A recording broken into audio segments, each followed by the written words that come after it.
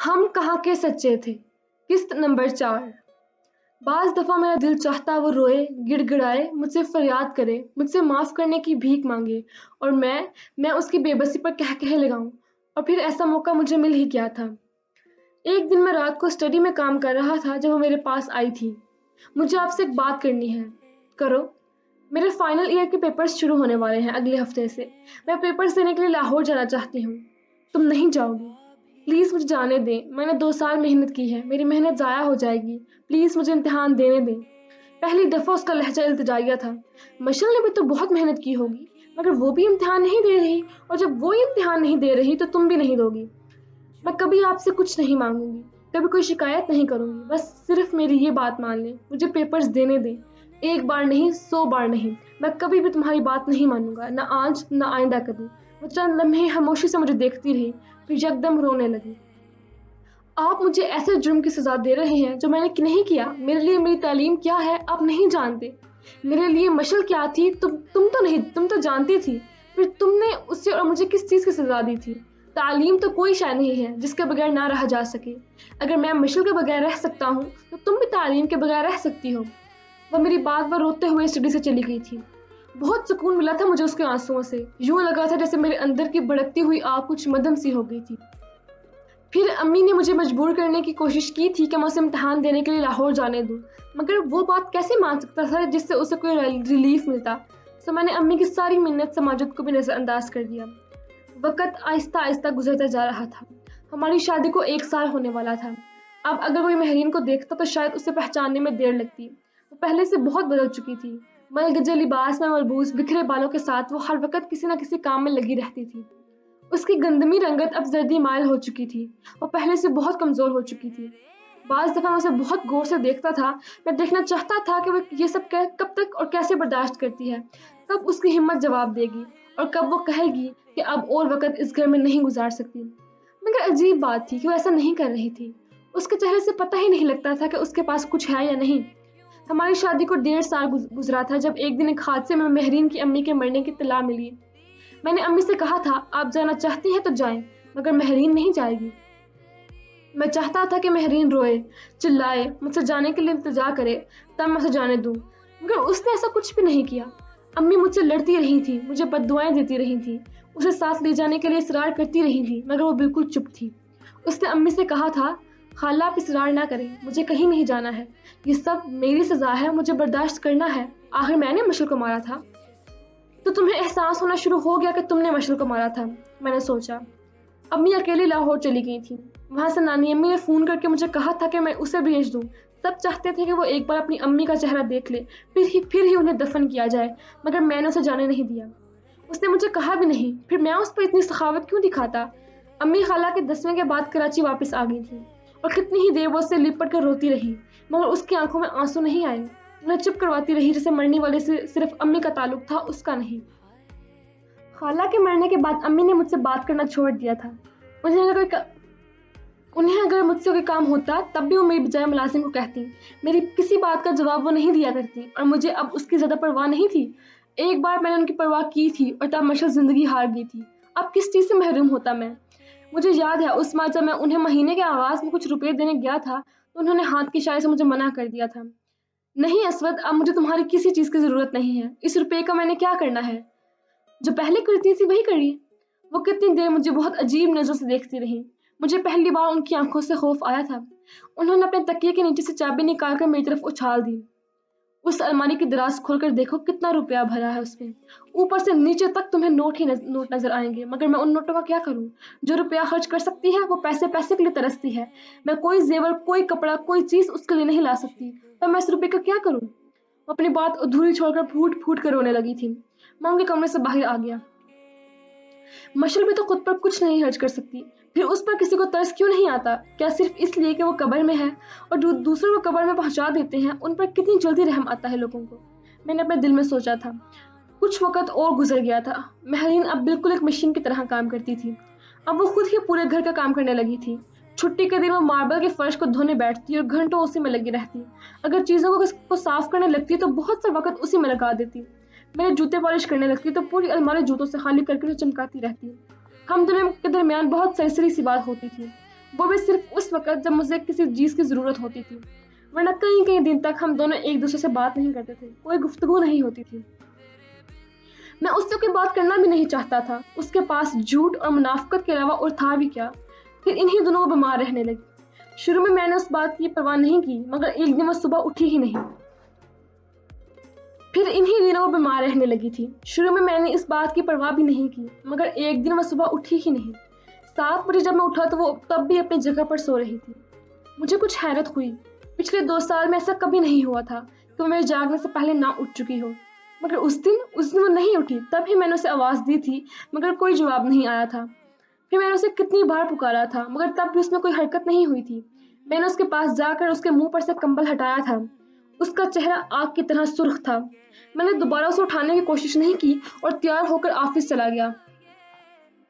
شام کو جب میں آفس سے آیا تو امی نے مجھے دیکھتے ہی کہا تھا، مہرین کو نمونیا ہو گیا ہے۔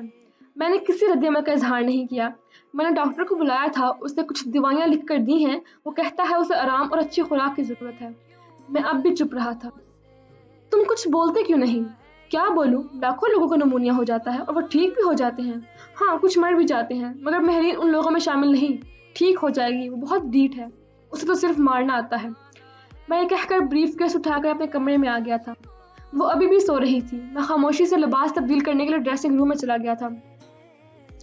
جب کچھ دیر بعد میں ڈریسنگ روم سے نکلا تھا تو امی اس کے پاس کارپیٹ پر سوپ کا پیالہ لیے بیٹھی تھی۔ وہ اس سے کہہ رہی تھی، تم پیو سوپ، میں کون سا اسود سے چوری پلا رہی ہوں، اس کے سامنے لے کر آئی ہوں، پیو تمہیں اس کی ضرورت ہے۔ میرا دل نہیں چاہ رہا، میں سچ کہہ رہی ہوں، میرا کچھ بھی کھانے کو دل نہیں چاہ رہا، وہ کمزور سی آواز میں ان سے کہہ رہی تھی۔ میں چند لمحے خاموشی سے ان کے درمیان ہونے والی گفتگو سنتا رہا۔ پھر میں نے امی سے کہا، کوئی ضرورت نہیں ہے آپ کو سوپ کے پیالے یہاں اٹھا کر لانے کی، اسے بھوک لگے گی تو یہ خود کچن میں جا کر کھانا کھا لے گی، آپ اس کی ملازمہ نہیں ہیں اور نہ ہی یہ مر رہی ہے۔ اس نے میری بار بار کمبل سے اپنا چہرہ چھپا لیا تھا۔ امی ملامت بھری نظروں سے مجھے دیکھتی ہوئی کمرے سے باہر چلی گئی۔ پھر روز یہی ہوتا تھا، امی اسے کھانے کے لیے اصرار کرتی اور وہ کھانا کھانے سے انکار کر دیتی، اگر کھاتی بھی تو صرف وہی چیزیں جو وہ پہلے کھایا کرتی تھی۔ ہاں، بہت خوددار ہو تم مہرین، بہت خوددار ہو تم کہاں کوئی بددیانتی کر سکتی ہو، چاہے وہ چند پھلوں کی ہو یا سوپ کے پیالے کی، مگر مجھ پر تمہارے ان ڈراموں کا کوئی اثر نہیں ہوگا۔ میں اسے دیکھ کر سوچا کرتا تھا۔ اسے ٹھیک ہونے میں 1 ماہ لگ گیا تھا اور ٹھیک ہونے کے بعد وہ ایک بار پھر اپنی روٹین پر واپس آ گئی تھی، مگر اب وہ پہلے سے بھی زیادہ کمزور ہو گئی تھی۔ اس کی آنکھوں کے گرد سیاہ حلقے اب بہت نمایاں ہو گئے تھے، اس کے چہرے کی ہڈیاں زیادہ ابھر آئی تھیں۔ انہی دنوں مجھے اپنی کمپنی کی طرف سے امریکہ جانا پڑا تھا۔ 2 ماہ کے لیے مجھے وہاں رہنا تھا اور ابھی مجھے وہاں آئے صرف 1 ہفتہ ہوا تھا کہ مجھے اچانک امی کے انتقال کی خبر ملی تھی۔ مجھے یقین نہیں آیا، میں تو انہیں بالکل صحیح سلامت چھوڑ کر آیا تھا، پھر انہیں اچانک کیا ہو گیا؟ میں نے فوراً پاکستان واپسی کے لیے فلائٹ کی تلاش شروع کر دی، مگر مجھے جس فلائٹ میں سیٹ مل رہی تھی وہ 5 دن کے بعد کی تھی۔ 5 دن کے بعد جانے کا مطلب یہ ہوتا کہ میں ان کا چہرہ نہ دیکھ پاتا۔ میں نے دوسرے دن کی فلائٹ میں سیٹ حاصل کرنے کے لیے بے انتہا کوشش کی تھی، مگر میں ناکام رہا۔ فون پر روتے ہوئے میں نے بڑے ماموں کو امی کے دفنانے کی اجازت دے دی تھی، اور اس رات جب میں امی کو یاد کرتے ہوئے پھوٹ پھوٹ کر رو رہا تھا تو مجھے یاد آیا تھا کہ میں نے مہرین کو بھی اس کی امی کا چہرہ دیکھنے نہیں دیا تھا، اور جب میں اسے لاہور جانے کی اجازت نہیں دے رہا تھا تو امی نے روتے ہوئے مجھے کہا تھا، کل کو جب میں مر جاؤں گی تو پھر خدا تمہیں بھی میرا چہرہ دیکھنے نہیں دے گا۔ یہ کیوں بول رہے ہو اسود؟ اتنا ظلم نہ کرو کہ تمہارے ساتھ ساتھ میری بھی وہ بخشش نہ ہو۔ اور میں ان کی بات یاد آنے پر یکدم ساکت ہو گیا تھا۔ ہاں، واقعی ان کی بات سچ ثابت ہو گئی تھی، میں اب ان کا چہرہ نہیں دیکھ پایا تھا۔ 5 دن کے بعد جب میں کراچی آیا تھا تو گھر میں ایک عجیب سی ویرانی تھی۔ نانی، اماں اور ماموں ابھی یہیں تھے، مگر پھر بھی لگتا تھا جیسے گھر میں کوئی نہیں ہے۔ امی کے 10ویں تک سب لوگ یہیں رہے تھے، پھر سب واپس چلے گئے تھے۔ مشل کی امی بھی امی کی موت پر آئی تھیں۔ انہوں نے مجھ سے تعزیت کی تھی، مجھے دلاسا بھی دیا تھا، لیکن مہرین سے انہوں نے کوئی بات نہیں کی۔ پھر جتنے دن وہ یہاں رہیں، مہرین اور وہ دونوں ایک دوسرے کو نظر انداز کرتی رہیں، مگر اکبر ماموں مہرین کے ساتھ نارمل طریقے سے ملے تھے۔ مجھے لگا تھا جیسے انہیں ماضی بھول چکا تھا، ورنہ وہ کیسے مہرین سے اس طرح مل سکتے تھے۔ 10ویں کے بعد ایک دن امی کے کمرے میں گیا تھا۔ میں نے امی کی الماری کھولی تھی اور وہاں رکھے ہوئے کاغذات دیکھنے لگا۔ اس میں لاہور کے گھر اور زمینوں کے کاغذات تھے، اور میں ان کاغذات کو دیکھ کر ٹھٹک گیا تھا۔ انہوں نے وہ گھر اور زمینیں مہرین کے نام کر دی تھی، اپنا اکاؤنٹ بھی انہوں نے اس کا نام ٹرانسفر کر دیا تھا، اور لاہور میں موجود 2 پلاٹ انہوں نے میرے نام کر دیے تھے، اور باقی سارے اکاؤنٹس اور لاکرز بھی انہوں نے میرے نام چھوڑے تھے۔ میں خاموشی سے کاغذات کو دیکھتا رہا، پھر میرے ہاتھ کے لفافہ آیا تھا۔ मैंने उसे खोल लिया। वो खत मेरे नाम ही था। मैं भीगी आंखों से उन्हें पढ़ने लगा। मेरे प्यारे बेटे असवद अली, ये खत जब तुम्हें मिलेगा तब मैं जिंदा नहीं रहूंगी। पिछले कुछ अरसे से मुझे लग रहा है जैसे अब मेरी जिंदगी के दिन बहुत थोड़े रह गए हैं। दिल में आया कि पता नहीं आखिरी वक्त में तुमसे बात भी कर सकूंगी या नहीं, इसलिए सोचा कि तुम्हारे नाम एक खत लिख दूं। शायद जो बात मेरी जुबान तुम्हें नहीं समझा सकती, मेरी तहरीर तुम्हें समझा दे। मुझे मौत से खौफ नहीं आ रहा, बल्कि उसका तस्वर करके अजीब सा सुकून मिलता है। जो जिंदगी में गुजार रही हूँ उससे मौत बहरहाल बेहतर है। जिंदा रहकर मुझे क्या देखना है? मेहरीन को जिसकी जिंदगी मैंने तबाह कर दी, या तुमको जो अपनी जिंदगी खुद बर्बाद कर रहा है? असवद, तुम तो आला ज़र्फ थे, बहुत बड़े दिल के मालिक थे। तुम तो लोगों को माफ कर दिया करते थे, पर अब तुम्हें क्या हो गया है? मैं तो तुम्हें बदला लेना नहीं सिखाया था, तो तुम ये सब कहाँ से सीख गए? ये बुक्स, ये तंगदिली, ये बदला लेने का जज्बा, ये सब तुम में कहाँ से आ गया है? ये मेरी तरबियत तो नहीं थी। जानती हूँ मैंने तुम्हें बहुत तकलीफ पहुंचाई है। ये सब मेरी जिद का नतीजा है, पर इस एक गलती की इतनी बड़ी सजा मिलेगी ये मुझे पता नहीं था। मैं पछता रही हूँ, बहुत पछता रही हूँ, मगर मैं नहीं चाहती कि पछतावे तुम्हारा मुकद्दर भी बने। मेहरीन को माफ कर दो, वो इतनी सजा के मुस्तहिक नहीं है। मशल तो मर चुकी है, वो कभी वापस नहीं आएगी, मगर जो जिंदा है तुम उसे मत मारो, उसे माफ कर दो। ये तुमसे मेरा आखिरी मुतालबा है। अगर ये पूरा कर दोगे तो जिंदगी में नहीं मगर मरने के बाद मैं सुकून से रहूंगी। उम्मीद करती हूँ तुम अपनी माँ की ये आखिरी ख्वाहिश जरूर पूरी कर दोगे। खुदा तुम्हें हमेशा अपने अमान में रखे। तुम्हारी माँ। पता नहीं मैं कितनी बार इस खत को पढ़ा, पता नहीं मैंने कितनी बार इस खत को पढ़ा और कितनी ही देर मैं वहां बैठा रहा। फिर अम्मी की अलमारी बंद करने के बाद मैं कागजात लेकर अपने कमरे में आ गया। मुलाजिम को मैंने मेहरीन को भेजने के लिए कहा। वो थोड़ी देर बाद आई और सवाली नजरों से मुझे देखने लगी। मैंने कागजात उसकी तरफ बढ़ा दिए। ये क्या है? अम्मी ने लाहौर वाला घर और जमीन तुम्हारे नाम कर दी थी, ये उसी के कागजात हैं, मगर मुझे इनकी जरूरत नहीं है। बहरहाल ये तुम्हारे हैं, चाहे तुम्हें इनकी जरूरत है या नहीं। मैंने उन पेपर्स को टेबल पर फेंकते हुए कहा था। बैठ जाओ, मैंने उसे कहा। वो हैरानगी से मुझे देखती हुई सोफे पर बैठ गई। जब मैंने तुमसे शादी की थी तो मैंने फैसला किया था कि सारी जिंदगी में तुम्हें सुकून नहीं दूंगा, तुम्हें कुछ भी नहीं दूंगा, लेकिन मेरी माँ की आखिरी ख्वाहिश ये है कि मैं तुम्हें माफ कर दूं। सो मेहरीन, मैं तुम्हें माफ करता हूँ। हालांकि ये मेरे लिए बहुत मुश्किल है, मेरे दिल में तुम्हारे लिए नफरत के अलावा और कुछ भी नहीं है, फिर भी मैं तुम्हें माफ करता हूँ। जो पाबंदियां मैंने तुम पर लगाई थी वो आज से हटा रहा हूँ। अब तुम्हें हक दे रहा हूँ कि तुम जो चाहे करो, जैसे चाहो वैसे रहो, जिससे चाहो मिलो। वो बेतासुर चेहरे के साथ मुझे कुछ देर तक देखती रही, फिर उसने कहा, लेकिन मुझे माफी नहीं चाहिए। मैं जैसे रह रही हूँ बहुत खुश हूँ, मैं ऐसे ही रहना चाहती हूँ। मुझे किसी भी चीज की जरूरत नहीं है। ये सजा मेरे लिए ठीक है, बहुत मुनासिब है। अब मुझे कोई शिकवा नहीं है। तब कुछ देर उसका चेहरा देखता रहा। मैंने कहा ना, तुम जैसे चाहो रह सकती हो, तुम आजाद हो। मशल ठीक कहती थी, मैं कहाँ बहादुर हूँ, मैं तो बहुत बुज़दिल हूँ। जो भी कहता हूँ वो नहीं कर पाता। एक बार फिर मैंने अम्मी की आखिरी ख्वाहिश को मशल की आखिरी ख्वाहिश पर तरजीह दी थी, और मैं फिर भी कहता था कि मुझे मशल से मोहब्बत है। मेहरीन ने अपनी रूटीन नहीं बदली थी, वो उसी तरह रहती थी जैसे वो पहले रहती थी। पहले की तरह अपना खाना अलग पकाती थी, उन्हीं कपड़ों में मलबूस रहती थी जो वो पहले पहनती थी, उसी तरह कारपेट पर सोया करती थी, वैसे ही सारा दिन घर का काम करती रहती थी, और अगर किसी जगह बैठ जाती तो कई कई घंटे वहीं बैठी रहती। मैंने उसकी इस हरकत पर कोई इतराज नहीं किया था। मैं अब ऐसा करना ही नहीं चाहता था। फिर 2.5 साल में पहली बार मैं उसे जेब खर्च के लिए कुछ रकम देने की कोशिश की थी, लेकिन मुझे इन रुपयों की जरूरत नहीं है। पता नहीं वो रुपये देखकर क्यों खौफजदा हो गई थी। जब जरूरत पड़े तब इन्हें खर्च कर लेना। मैंने रुपये उसके हाथ में थमा दिए थे। वो अजीब नजरों से उन्हें देखती रही, फिर वो कितनी देर उन्हें मुट्ठी में लेकर सोफे पर बैठी रही। उस रात स्टडी में बैठा मैं कुछ फाइलें देख रहा था जब अचानक मुझे कॉफी की तलब होने लगी। मुलाजिम 2 घंटे पहले मुझे कॉफी देकर गया था, और आमतौर पर मैं रात को कॉफी का सिर्फ एक कप ही पिया करता था, मगर उस रात मुझे बहुत काम करना था, इसलिए मैं कॉफी बनाने के लिए खुद किचन में चला गया। मुलाजिम उस वक्त अपने क्वार्टर्स में जा चुके थे, मगर किचन की लाइट ऑन थी। मुझे याद आया कि मेहरीन इस वक्त किचन में होगी। वो रात को किचन खुद साफ करने के बाद ही कमरे में जाया करती थी। मैंने सोचा कि मैं उसे कॉफी बनाने के लिए कह दूंगा। मैं किचन में दाखिल हुआ तो पहली नजर में वो मुझे वहां नजर नहीं आई, मगर गर्दन घुमाने पर वो मुझे नजर आ गई थी। डाइनिंग टेबल की दूसरी तरफ और दीवार से टेक लगाई जमीन पर बैठी हुई थी। میں دبے قدموں اس کی طرف گیا تھا، کچھ بولتے ہوئے فرش پر انگلی سے کچھ لکھ رہی تھی۔ لکھتے لکھتے رک کر وہ دوسرے ہاتھ سے جیسے اپنی لکھی ہوئی تحریر کو مٹا رہی تھی۔ کبھی وہ لکھتے لکھتے رک کر اپنی دائیں جانب دیکھ کر یوں بات کرنے لگتی جیسے وہاں اس کے پاس کوئی بیٹھا ہوا ہو۔ پھر بات کرتے کرتے وہ مسکرائی اور کھلکھلا کر ہنس پڑی۔ میں اس کی باتیں سمجھ نہیں پا رہا تھا، وہ کیا کہہ رہی تھی۔ وہ مدھم آواز میں بات کر رہی تھی۔ میں بہت دیر تک وہیں کھڑا رہا، مگر اسے احساس نہیں ہوا کہ میں اس کے پاس کھڑا ہوں۔ وہ اسی طرح فرش پر لکھتی مٹاتی دائیں جانب دیکھ کر باتیں کرتی رہی۔ میں بے یقینی کے عالم میں وہاں کھڑا اسے دیکھتا رہا۔ پھر میں نے اسے آواز دی تھی۔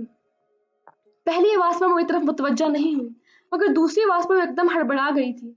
اس نے نظر اٹھا کر مجھے دیکھا تھا اور پھر فک چہرے کے ساتھ کھڑی ہو گئی۔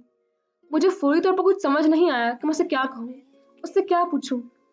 مجھے کافی چاہیے۔ وہ سر ہلا کر خاموشی سے کوکنگ رینج کی طرف بڑھ گئی۔ مجھے حیرت ہوئی تھی کہ وہ پانی بوائل کرنے کے لیے کافی میکر کی طرف نہیں گئی تھی۔ میں وہیں کھڑا بازو لپیٹوں سے دیکھتا رہا۔ وہ کچھ دیر معنی خیز انداز میں کوکنگ رینج کو آن آف کرتی رہی، پھر وہ مڑ کر مجھے دیکھنے لگی۔ اس کی آنکھوں میں عجیب سی وحشت تھی۔ مجھے کافی چاہیے، اس بار میں نے بلند آواز میں کہا تھا۔ اس بار وہ سر ہلا کر کافی میکر کی طرف گئی ہی تھی، اسے نکال کر وہ سوئچ بورڈ کے پاس سے لے گئی تھی۔ پھر کچھ دیر تک وہ جیسے یاد کرنے کی کوشش کرتی رہی کہ اسے کیا کرنا ہے۔ پھر وہ سنک کے پاس لگے فلٹر سے پانی لینے کے بجائے فریج کے پاس گئی، پھر وہیں سے اس نے پانی کی بوتل نکال لی تھی۔ پھر اس نے اس بوتل سے کافی میکر میں پانی ڈالا تھا۔ اس نے کافی میکر کو پانی سے تقریباً بھر دیا۔ پھر اس نے کافی کا جار اور ایک کپ لا کر ڈائننگ ٹیبل پر رکھ دیا۔ پھر اس نے کافی میکر کو آن نہیں کیا اور اس کے پاس کھڑی رہی۔ بہرین، تم نے کافی میکر کا سوئچ آن نہیں کیا۔ اس نے میری ہدایت پر فوراً سوئچ بورڈ پر لگا سوئچ آن کر دیا۔ یہ دیکھے بغیر کہ اس نے کافی میکر کا پلگ بھی ابھی تک ساکٹ میں نہیں لگایا تھا۔ رہنے دو، مجھے کافی نہیں چاہیے، میں اسے یہ کہہ کر کچن سے واپس آ گیا تھا۔ وہ غائب دماغی کی حالت میں تھی اور ایسا میں نے پہلی بار دیکھا تھا۔ اسٹڈی میں آ کر میں کافی دیر تک پریشانی کے عالم میں بیٹھا رہا۔ میری سمجھ میں نہیں آ رہا تھا کہ میں کیا کروں۔ میری ذہن سے فائلیں نکل چکی تھیں۔ کافی دیر تک اسٹڈی میں بیٹھے رہنے کے بعد جب میں اپنے کمرے میں آیا تو وہ سو چکی تھی۔ میں بھی خاموشی سے بیڈ پر لیٹ کر سونے کی کوشش کرنے لگا۔ صبح وہ بالکل نارمل تھی۔ میں اس کی ہر حرکت کو بڑے غور سے دیکھتا رہا، مگر اس کے کسی بھی کام میں رات والی غائب دماغی کی جھلک نہیں تھی۔ وہ اسی طرح کام کر رہی تھی جس طرح پہلے کیا کرتی تھی۔ میں کافی مطمئن ہو کر آفس گیا تھا۔ شاید ایک وقتی کیفیت تھی، میں نے خود کو تسلی دی تھی، مگر وہ وقتی کیفیت نہیں تھی۔ وہ جب بھی اکیلی ہوتی تھی وہ خود سے باتیں کرنا شروع ہو جاتی۔ جب اگر خاموش بیٹھی ہوتی تو کئی گھنٹے وہ ایک ہی چیز پر نظر جمائے بیٹھی رہتی، پھر یکدم اسے چیزیں بھولنے لگی تھی۔ وہ سامنے رکھی ہوئی چیز کو بھی تلاش نہیں کر پاتی تھی، اسے کونے خدروں میں ڈھونڈتی رہتی۔ میری پریشانی میں دن بدن اضافہ ہوتا جا رہا تھا۔ اسے معاف کر دینے سے پہلے اگر اس کا یہ حال ہوتا تو میں بہت خوش ہوتا، بہت سکون ملتا مجھے، کیونکہ یہی مکافات عمل تھا۔ مگر اب اسے اس حالت میں دیکھ کر مجھے خوشی نہیں ہوئی تھی۔ میں اب اسے مصروف رکھنے کے لیے کسی نہ کسی بہانے اسے مخاطب کرتا رہتا تاکہ اس کا ذہن مصروف رہے۔ پھر ایک دن میں اس کے لیے کچھ کپڑے لے کر آیا تھا اور میں نے اسے کہا تھا کہ وہ ان میں سے کوئی لباس پہن لے۔ اس نے خاموشی سے میرے حکم کی تعمیل کی تھی۔ وہ ایک لباس بدل کر آ گئی۔ 2.5 سال بعد پہلی بار اس نے کوئی نیا لباس پہنا تھا۔ پھر مجھے اسے کچھ کہنے کی ضرورت ہی پیش نہیں آئی۔ وہ پتہ نہیں کہاں سے کچھ زیور نکال لائی تھی اور ڈریسنگ ٹیبل کے سامنے بیٹھ کر انہیں پہننے لگی۔ انہیں پہننے کے بعد وہ برش اپنے بال سلجھانے لگی تھی، شکم جیسے وہ کمرے میں میری موجودگی سے بے نیاز ہو گئی تھی۔ وہ بس بالوں میں برش کرتے ہوئے آئینے میں اپنے عکس کو دیکھی جا رہی تھی۔ پھر پتہ نہیں کیا سوچ کر اس نے باری باری وہ زیورات اتار دی اور ڈریسنگ ٹیبل کے سامنے سے اٹھ کھڑی ہوئی تھی۔ میں نے اسے کہا تھا، انہیں کیوں اتار دیا، پہنی رہتی۔ اس نے ایک نظر زیورات کو دیکھا، پھر میری طرف دیکھ کر کہا، زیورات تو صرف مشر کو اچھے لگتے ہیں نا۔ کسی نے میرے سینے میں خنجر گاڑ دیا تھا۔ میں تیزی سے دروازہ کھول کر کمرے سے نکل آیا تھا۔ مشر کو تو سب کچھ اچھا لگتا تھا، سب کچھ۔ لاؤنج میں آ کر میں نے سوچا تھا۔